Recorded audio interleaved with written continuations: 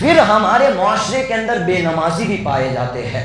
سنیں اللہ تبارک و تعالیٰ نے قرآن میں ارشاد فرمایا ما سلککم فی سقر لم نک من المصلین۔ اللہ نے اس آیت مبارکہ میں اس شخص کی کہانی کو بیان کیا ہے جو قیامت کے دن جہنم کی طرف جا رہا ہوگا۔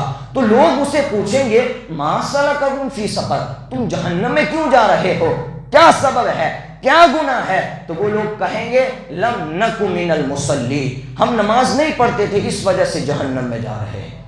تو آج جہنم میں جانے کا سبب نماز نہ پڑھنا ہے۔ آج ہمارے معاشرے میں کثرت سے نمازیں چھوٹی جا رہی ہے، کثرت سے نمازیں چھوڑ رہے ہیں۔ 5 وقت کی نماز ہر عاقل بالغ مرد اور عورت مسلمان پر فرض کی گئی ہے، اور قرآن مقدس میں 700 سے زائد مقامات پر اس کی تاکید بیان ہوئی ہے، اور حدیث مبارکہ کے اندر اس کو پڑھنے کا ذکر کیا گیا ہے، اس کو پڑھنے کی تاکید کی گئی ہے۔ اب جو بندہ نماز کا انکار کرتا ہے تو وہ تو بالیقین دائرہ اسلام سے خارج ہے، وہ کافر ہے جو نماز کا انکار کرتا ہے۔ اب جو سستی کی وجہ سے نماز نہیں پڑھتا، اپنی سستی کی وجہ سے مسجد میں نہیں آتا، تو اس کے بارے میں علماء کے بہت سارے اقوال ہیں۔ میں آپ کو بتاؤں، جو بندہ سستی کی وجہ سے نماز نہیں پڑھتا، سستی کی وجہ سے مسجد میں نہیں آتا، حضرت امام احمد رضی اللہ تعالی عنہ فرماتے ہیں کہ ایسے شخص کو قتل کرنا واجب ہے۔ حضرت امام احمد فرماتے ہیں ایسے شخص کو قتل کرنا واجب ہے۔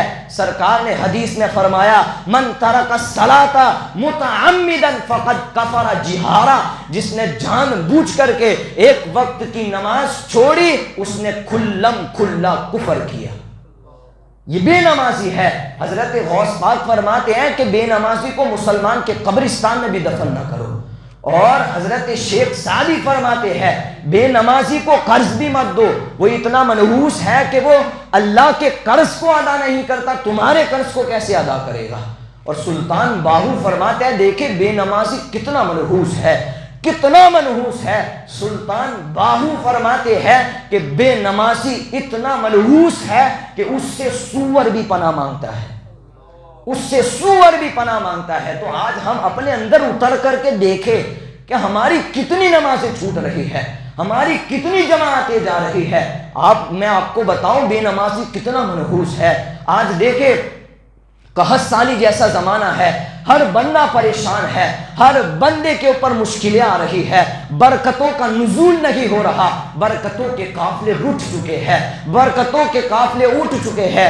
گھروں کے اندر دیکھو، محلوں کے اندر دیکھو، معاشرے کے اندر دیکھو، بے برکتی ہے، بے برکتی ہے، ہر جگہ لوگ بے برکتی کا شکار ہے، لوگ غربت میں آ گئے ہیں۔ کبھی ہم نے سوچا کہ اس کی وجہ کیا ہے، اس کا سبب کیا ہے؟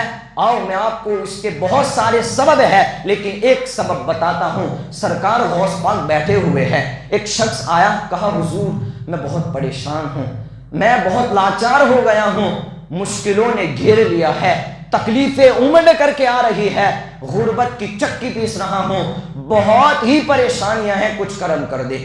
سرکار غوث پاک نے فرمایا تمہارا گھر شاید راستے پر پڑتا ہے۔ کہا جی حضور بالکل راستے پر پڑتا ہے۔ کہا ایک کام کرو، جاؤ گھر جا کر کے اپنے گھر کے دروازے پر پردہ ڈال لو، پھر تمہاری مصیبتیں دور ہو جائے گی۔ وہ شخص تعجب کرتا ہوا نکلا، اب گھر کے دروازے پر اس نے پردہ ڈال دیا۔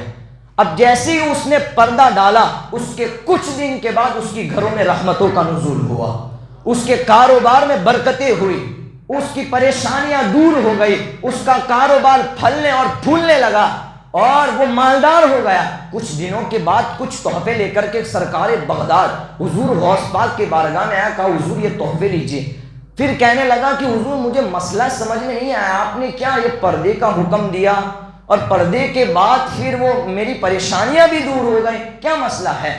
تو حضرت غوث پاک نے فرمایا، توجہ کے ساتھ سننا، سرکار غوث پاک نے ارشاد فرمایا تمہارا گھر راستے پر پڑتا ہے اور اس راستے پر سے بہت سارے لوگ بھی گزرتے ہوں گے، اور ان گزرنے والوں کے اندر بے نمازی بھی گزرتا ہوگا، اور اس بے نمازی کی نظر تمہارے گھر کے اندر پڑتی ہوگی۔ اور سرکار غوث پاک نے فرمایا کہ جس جگہ بے نمازی کی نگاہ پڑتی ہے، اس کی نظر پڑتی ہے، تو اس جگہ سے برکتیں بھی اٹھ جاتی ہیں، رحمتیں بھی اٹھ جاتی ہیں، رحمتیں بھی اٹھ جاتی ہے۔ تو آج ہمارے ساتھ ہم سوچے کہ ہم بے نمازی ہیں، اب ایک بے نمازی کی منحوسیت کا یہ عالم ہے، تو پھر جس گھر کے اندر سارے کے سارے لوگ بے نمازی ہو، جس محلے کے اندر سارے کے سارے بے نمازی ہو، پھر اس معاشرے میں کیسے برکتیں آئے گی، اس گھر کے اندر کیسے رحمتوں کا نزول ہوگا؟ تو آئیے عزم کرے، بے نمازی نہ بنے، نمازی بنے۔ بے نمازی منحوس ہے، سرکار نے ارشاد فرمایا کل قیامت کے دن بے نمازی فرعون، قارون اور حامان کے ساتھ اٹھایا جائے گا۔ جس صف کے اندر دشمنان رسول کھڑے ہوں گے، جس صف کے اندر دشمنان خدا کھڑے ہوں گے، بے نمازی کو بھی اسی صف کے اندر کھڑا کر دیا جائے گا۔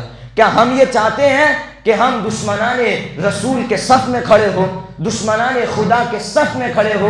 بلکہ ہم تو یہ خواہش کرتے ہیں میرے اللہ ہمارا حشر ابو بکر و عمر کے ساتھ کرنا، ہمارا حشر عثمان و علی کے ساتھ کرنا، ہم تو یہ خواہش کرتے ہیں۔ تو اگر ہماری خواہش یہ ہے، ہماری امید یہ ہے، تو پھر آؤ ہم ارادہ کریں، آؤ پختہ عزم کریں، آج کے بعد انشاءاللہ کبھی نماز نہیں چھوڑیں گے۔ عزم کرے، آؤ میں آپ کو